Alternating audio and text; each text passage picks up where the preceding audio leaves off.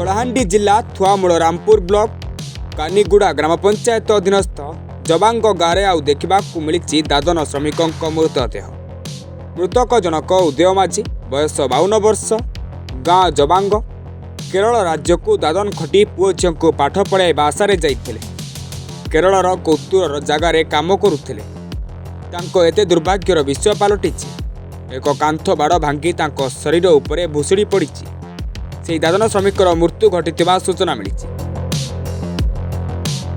1 तारिख दिन घटना सेही 52 वर्षीय श्रमिकर शव आसी पहुंचीथिबा देखिबाकु मिलिछि।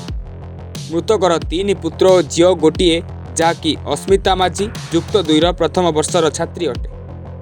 नव्य माझी पुओ 6ठ श्रेणी पढ़ुथिबा जना पड़िछि। बापा थिला सबु समयर छाई परी रहुथिला।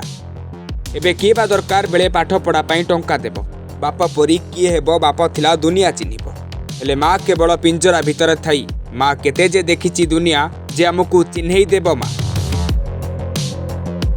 आ बापा भली दादन जाई टंका रोजगार करिबो किए? आगो को पाठ पढ़ा केमिति करिबे 2 भौणी करुण कहानी किए बा बुझिबो?